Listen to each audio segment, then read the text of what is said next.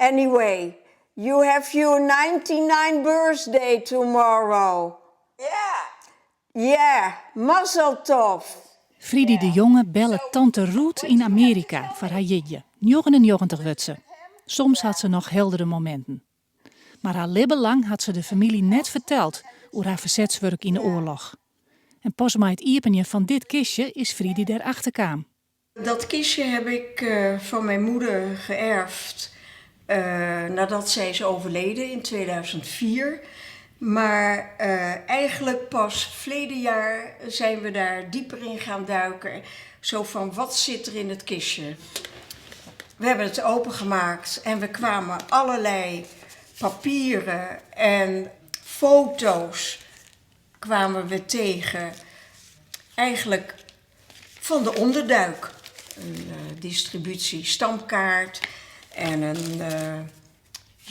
de Joodse Raad van mijn moeder, van mijn vader, van het Zeiland waar we gewoond hebben. Een brief van de oproep dat mijn vader op 20 augustus 1942 naar Westerbork gebracht zou worden. En dat was eigenlijk het begin dat mijn vader zei, jongens, dit gaat verkeerd, dit heb ik al meegemaakt, we moeten gaan duiken. De familie de Jonge is voor de oorlog al van Duitsland naar Ljouwert gegaan. Ze hebben een machinefabriekje aan het Zeiland. Na de oproep van Westerbork doeken ze onder op het Jereveen. Maar dochter Ruth gaat net mee. Ze gaat naar het gezin van Krijn van der Helm, die in het verzet zit.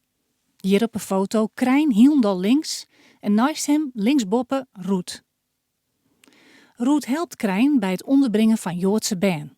Ze was onverschrokken en allereerst was ze verantwoordelijk voor de registratie van die kinderen. Want kinderen die onderduiken, duiken ook hopelijk weer eens een keer op. En dan moet je minstens weten hoe ze heten en waar ze vandaan komen.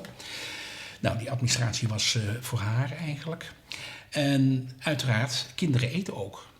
En dat betekende dat er voedselbonnen moesten worden gedistribueerd. Eerst gestolen en vervolgens vervoerd naar al die afgelegen plekken waar die kinderen opgenomen waren. En fietsten ze al die boerderijen af. En ze ging s'avonds als verpleegster verkleed. Ging ze langs de weg en dan noteerden ze alle Duitse nummerborden die langskwamen. En die werden door Krijn van der Helm, want hij was eigenlijk lid van de ploeg, ging ze die kentekens allemaal doorgeven aan Krijn van der Helm. Het gaat mis in augustus 1944. Krijn en zijn vrouw Jopie zitten onderdoekt bij haar ouders in Amersfoort. Ruth is mee. Er werd dus aangebeld en ze hebben de deur geopend en Ruth stond bij Krijn en bij Jopie. En hij werd ter plekke doodgeschoten en Ruth heeft het bloed moeten opruimen.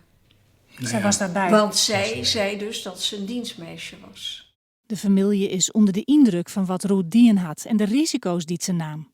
Heel bijzonder eigenlijk, als je er goed over nadenkt. Want Joodse teenager, ondergedoken en dan nog een keer betrokken zijn bij een belangrijke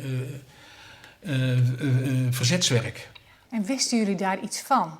Helemaal niets. Niets. Ja, Er werd niet over gesproken. nee.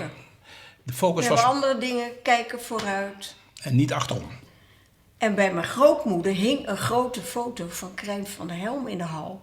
En dan zeiden wij wel eens van, wie is die man? Ja, nee, goed. Er werd niet over gesproken. Echt een grote foto. Ruth is nu 99 jaar en wordt verzorgen dag en nacht door haar dochter Rachel. Ze hebben het net makkelijk. Ze krijgen geen financiële stiepen. Tante Sisse Friedi en haar man Robert bezieken nou om wat varelkoor te krijgen bij de gemeente Ljouwert.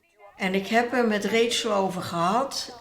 Ik zeg, ik wil alleen een erkenning hebben. Een erkenning dat ze in het verzet heeft gezeten. En zij zal het niet meer beseffen, dat zei Rachel ook. Ik zeg, maar dan is het voor jou. Ik zeg, jij hebt er nu 10 jaar verzorgd. Maar dat jij weet wat voor bijzondere moeder jij gehad hebt.